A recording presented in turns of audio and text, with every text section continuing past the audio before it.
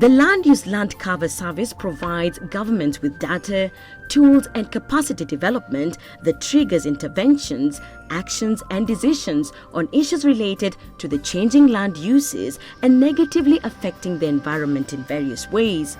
Land cover data is a fundamental data set that each and every country should have. Not data that was done 30 years ago, but current periodic data.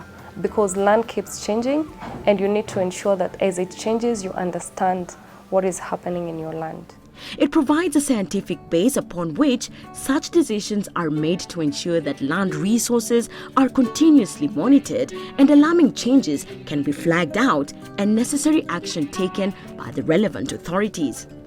We have governments that have even adopted the data that we've created as national data. So the Kenyan government is in that process of basically endorsing all the data that was created through the partnership I mentioned to be part of the national data set, such that anyone in the country who requires land cover data for Kenya always refers to the same data.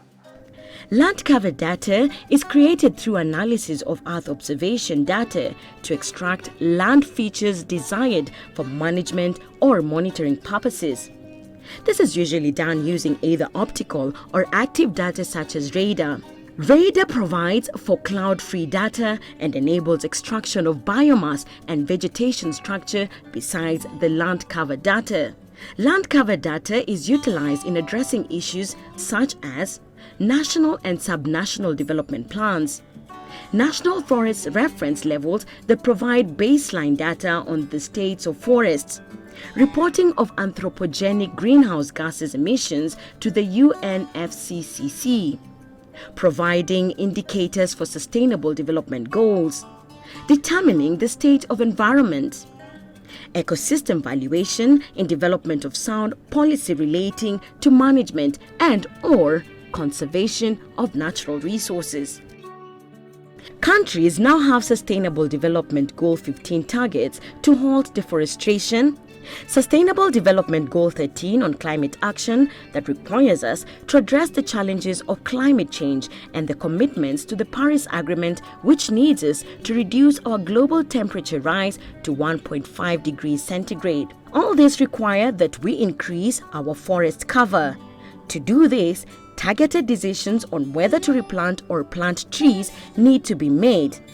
In order to know whether or not we are halting deforestation, then we must be able to track our forests and ensure that their coverage and structure is increased or at the very least stays the same.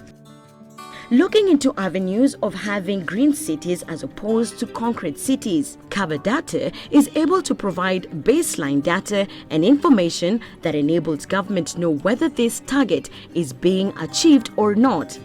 It also provides data on land activity, data that is required as input for tracking anthropogenic emissions.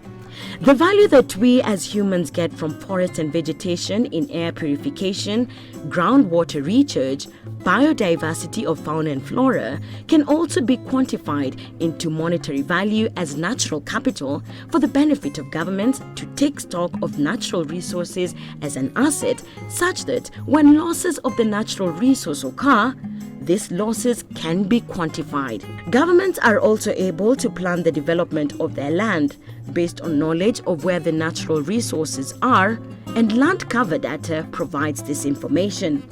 They also get to know what resources are threatened through the monitoring process and are guided to develop policies that protect such resources. RCMRD supports countries through land cover data creation, co-creation and capacity building to ensure that countries have this necessary data to make the critical decisions they need to.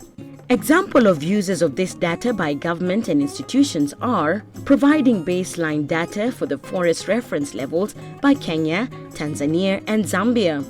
The Rwanda government used the maps for their natural capital accounting through the Wealth Accounting and Valuation Program. The Rift Valley Institute, through the Ministry of Environment Kenya, utilized the land cover data created for Somalia for range land assessment. The land cover data created for Kenya was also used by the SLEEK System for Land-Based Emission Estimation Program to estimate land-based emissions. Kenya Water Tower Agency utilized the land cover data for the State of Environment Assessment and Guide to Know locations to their interventions.